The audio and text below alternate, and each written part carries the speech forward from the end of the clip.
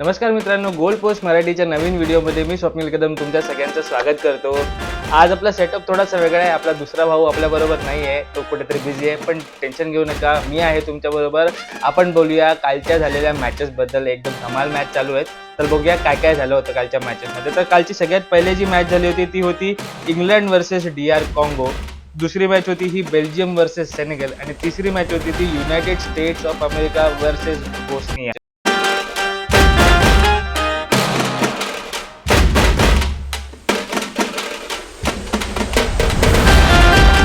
पहिली मॅच ही होती England versus DR Congo आणि स्कोर लाईन होती 2-1 अशी. DR कॉंगोने खूप तगडी फाईट दिली होती कालच्या मॅच मध्ये. आणि एक अशी कंट्री जिकडे पॉवर्टीचा प्रॉब्लेम चालू आहे, जिकडे पॉलिटिकल प्रॉब्लेम चालू आहे, आणि तिकडून अशी एक टीम येते, एक छोटासा देश, आणि तो इंग्लंड सारख्या टीमला रोखून ठेवतो 2-1 ने. पहिला हाफ तर अख्खा DR कॉंगोने, त्यांचा जो गोल स्कोर होता सिपेंगा याने एक खतरनाक वाला गोल मारला होता. पण सेकंड हाफ मध्ये अगेन इंग्लंड त्यांनी दाखवून दिलं की इंग्लंड ही टीम ही स्ट्रॉंग का आहे या वर्ल्ड कप मध्ये. हॅरी केनने 2 गोल आणि दुसरा गोल तर जो मारला होता ऑफ साईडच्या नेटमध्ये, ओ हो काय म्हणजे हलवून टाकलं होतं DR कॉंगोच्या टीमला त्याने. आणि दुसरीकडे इंग्लंडची ही मिडफिल्ड होती ती एकदम बाप खेळत होती. डेक्लन राईस आणि जूड बेलिंगम ह्या लोकांची ही जी टीम आहे ना, ही एक याला तोडच नाहीये मित्रांनो. कारण अशी ही टीम लो ब्लॉक मध्ये एका वेळेनंतर खेळत होती DR कॉंगो, कारण त्यांना माहिती होतं की एक गोल त्यांनी मारलेला आहे आणि दुसऱ्या गोलला ते रोखू शकतात, कारण पोर्तुगालला पण असंच थांबवलं होतं DR कॉंगोने. पण हा लो ब्लॉक तोडलाय. एक टॅक्टिकल जिनियस होता एक थॉमस टुकलचा, त्याने एक अँथनी गॉर्डनला नंतर आला आणि त्याने 2 असिस्ट देऊन टाकले. पॉकेट्समध्ये त्यांनी खूप चांगला प्रयत्न केला, कारण जिकडे DR कॉंगोची टीम ही लो ब्लॉक मध्ये येऊन बसली होती तिकडेच त्या पॉकेट्समध्ये खेळून अँथनी गॉर्डनने 2 खतरनाक वाले पासेस टाकले आणि हॅरी केन त्यांनी ते कन्व्हर्ट केले आणि पुढच्या राऊंड मध्ये इंग्लंड पोहोचलेली आहे. थोडेसे आहेत कन्सर्निंग पॉइंट्स आहेत इंग्लंड बद्दल सुद्धा, पण कदाचित ते पॉइंट झाकले जातील याच्या पुढच्या मॅचेस मध्ये सुद्धा. कारण काही कॉन्ट्रोवर्शियल डिसिजन होते इंग्लंडच्या कॅम्प मधून आलेले जेव्हा इंग्लंडच्या टीमचं सिलेक्शन होत होतं. जसं काय लुईस हॉलला सिलेक्ट केलं नव्हतं, ट्रेंट अलेक्झांडर आर्नोल्ड याला सिलेक्ट केलं नव्हतं, कोल पार्मरला सिलेक्ट केलं नव्हतं. आणि हे सगळे डिसिजन कुठेतरी खटकत होते आणि ते दिसून येत होतं टीम मध्ये.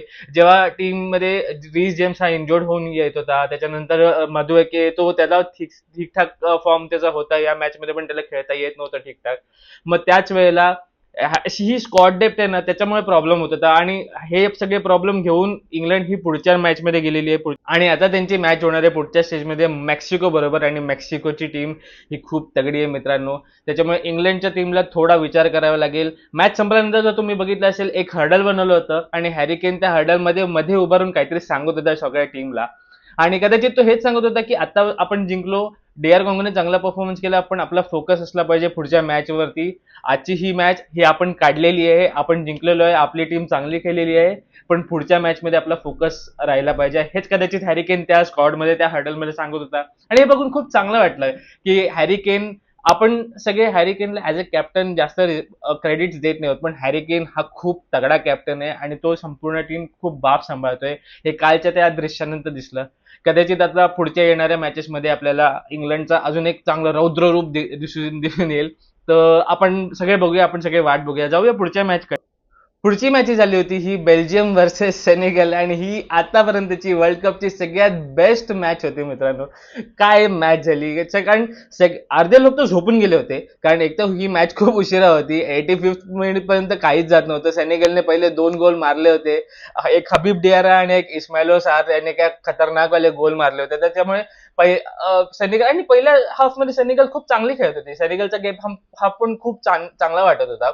पण त्याच्यानंतर येतो सेकंड हाफ मध्ये सुद्धा सेनेगल एका पॉईंट पर्यंत तर एकदम चांगला खेळत होते, पण त्याच्यानंतर मग ते कुठेतरी कॅज्युअल झाले असं मला तरी वाटलं की खूप थोडंसं कॅज्युअली घेतलं त्या लोकांनी आणि थोडंसं कॅज्युअली गेम खेळायला लागले. आणि तिकडेच आला ट्विस्ट. बेल्जियमच्या टीम मध्ये रिप्लेसमेंट मध्ये आला रोमेलो लुकाकू आणि त्याने संपूर्ण गेम बदलून टाकला. तर संपूर्ण मॅचचं दृश्यच बदललं गेलं. एक्स्ट्रा टाइम मध्ये मॅच गेली, त्याच्यानंतर एक पेनल्टी झाली, टेलेमसने खतरनाक वाले 2 गोल मारून बेल्जियमला शेवटी मॅच जिंकवून दिली.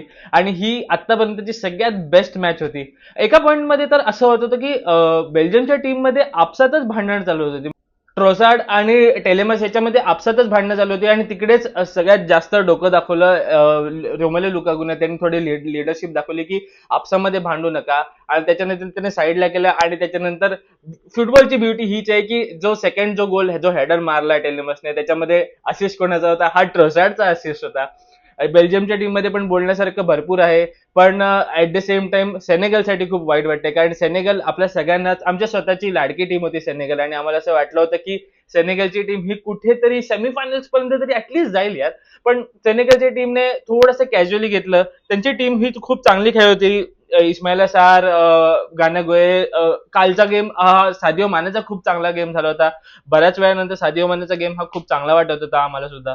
पण सेम टाइम त्यांनी नंतर नंतर थोडंसं कॅज्युअली घेतलं.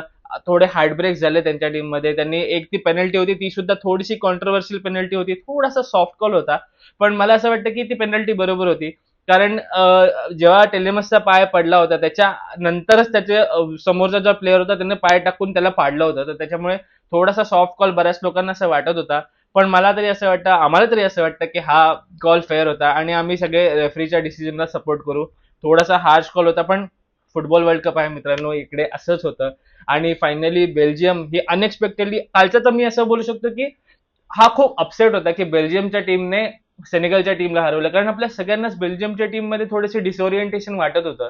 केविन डिब्रॉयने 35 वर्षाचा, त्याला नीट खेळता येत नव्हतं. डोकू, त्याची मानसिक स्थिती थोडीशी प्रॉब्लेम चालू आहे त्याच्या पर्सनल लाईफ मध्ये, त्याच्यामुळे त्याला पण ठीकठाक खेळता येत नव्हतं. पण त्याच वेळेला एक युनिट बनून, एक लिडरशिप घेऊन जेव्हा टीम मधले काही काही प्लेयर झाले, तेव्हा या लोकांनी तोडून टाकले आणि यांनी दाखवले की बेल्जियमची टीम ही, आणि पुढच्या राऊंड मध्ये जाण्याची यांची ताकद ठेवते ही टीम. खूप पॉइंट्स आहेत या टीम मध्ये पण बोलण्यासारखे. कोचने पण काही काही सबस्टिट्यूशन केले, ते खूप चांगले होते. पण सेम टाइम ते सबस्टिट्यूशन केलं, ती वेगळी गोष्ट आहे, पण त्या प्लेयर्सना स्टार्ट का नाही केलं, हा माझा एक मोठा क्वेश्चन होता. की रोमेलो लुकाकू सारखा प्लेयर जर तुमच्याकडे आहे बेंचवरती, तर तुम्ही त्याला स्टार्ट करायला पाहिजे, कारण त्याची फिजिकॅलिटी, त्याच्यामुळेच तर गोल गेले. जे नंतरचे जे 2 गोल झाले त्याच्यामुळे, पेनल्टी सोडून जे बाकीचे 2 गेले ते फिजिकॅलिटीमुळे झाले. रोमेलो लुकाने खूप होल्डअप प्ले खूप चांगला दाखवला. यापुढे जी मॅच आपण बोलणार आहोत ती आहे युएसए वर्सेस बोस्नियाच्या मॅच बद्दल. स्कोर लाईन होती 2-0. खूप तगडे बोलोगन आणि टिलमॅनने खूप तगडे 2 गोल मारले त्याच्यामध्ये. आणि या मॅच मध्ये असंच बोलण्यासारखं काहीच नाही वाटत आहे मला, कारण बोस्नियाची टीम ही चांगली होती, ही आतापर्यंत म्हणजे इथपर्यंत आली, हीच खूप मोठी गोष्ट आहे. पण त्याच वेळेला युएसएने आपला चांगला गेम, तुम्ही जर टोटल शॉट्स बघाल तर आश्चर्यचकित करणारे शॉट्स आहेत, कारण टोटल 10 शॉट्स हे घेतलेत बोस्नियाच्या टीमने, आणि त्याच्यापैकी 3 शॉट्स हे ऑन टार्गेट होते. सो त्याच्यामुळे खूप चांगलं क्रेडिट देईन मी बोस्नियाच्या टीमला. पण सेम टाइम या स्टेजला येऊन युएसए सारखी टीम ही मारून जाणार हे एक्सपेक्टेड होतं. सो त्याच्यामुळे कदाचित असा काही मोठा मी बोलणार नाही, असा उलटफेर वगैरे झालेला आहे. पण युएसएची टीम ही खूप चांगली खेळलेली आहे. सो त्याच्यामुळे आता ह्या पुढच्या ज्या मॅचेस होणार आहे, युएसएची मॅच जी बेल्जियम बरोबर होणार आहे, त्याच्यामुळे ती मॅच खूप बघण्यासारखी होणार आहे, आणि आपल्या सगळ्यांचं लक्ष राहणार. आता मी थोडंसं बोलेन की पुढची येणाऱ्या ज्या मॅचेस आहेत त्याच्यामध्ये, त्याच्यापैकी एक महत्वाची मॅच ही होणार आहे, ही आज रात्री होणार आहे, 4:30 वाजताची मॅच आहे. ती आहे म्हणजे Portugal versus Croatia. Finally Ronaldo दादा परत येणार आहेत नॉकआउट्स मध्ये, आणि क्रोएशियाची टीम ही खूप तगडी टीम आहे, आणि ते खूप हंग्री आहेत, ते खूप भुकेलेले आहेत. कारण याच्यामध्ये एकदा एक युरो कप मध्ये एक उलटफेर झाला होता पोर्तुगल आणि क्रोएशियाच्या टीम मध्ये, त्याच्यामुळे तो सगळ्यांना लक्षात असेल कदाचित. सो ती एक गोष्ट कदाचित ते लोक डोक्यात येऊन घेतील. आणि पोर्तुगलची टीम पण याच हंगरीमध्ये येणार आहे की आता याच्यानंतर जो वर्ल्ड कप होणार आहे तो आपल्याला गाजवायचा आहे, आणि जर फायनल पर्यंत पोहोचायचं आहे तर ही पहिली पायरी आहे त्यांच्यासाठी. सो त्याच्यामुळे ही मॅच खूप तगडी होणार आहे, आणि सगळ्यांचं लक्ष त्या मॅचकडे असणार आहे. सो त्याच्यामुळे आपण सगळ्यांनी बघूया या मॅच मध्ये काय होणार आहे. तर हा असा होता आपला आजचा व्हिडिओ मॅच प्रिव्ह्यूचा, आणि आपण पुढे पण बनवूया. या पुढच्या इंटरेस्टिंग ज्या मॅचेस येतील तेव्हा पण आपला मॅच प्रिव्ह्यूचा व्हिडिओ बनणार आहे. अजून पण भरपूर काय काय गोष्टी लाईनअप मध्ये आहेत, त्याच्यामुळे तुम्ही सगळ्यांनी सबस्क्राईब करा चॅनलला. आमचं इंस्टाग्राम चॅनल बघा, तिकडे आम्ही मस्त मस्त रील टाकतोय, त्याच्यामुळे तुम्ही ते सुद्धा बघा. परत भेटूया, आणि पाहत राहा गोल पोस्ट मराठी, आपला फुटबॉल आपली भाषा.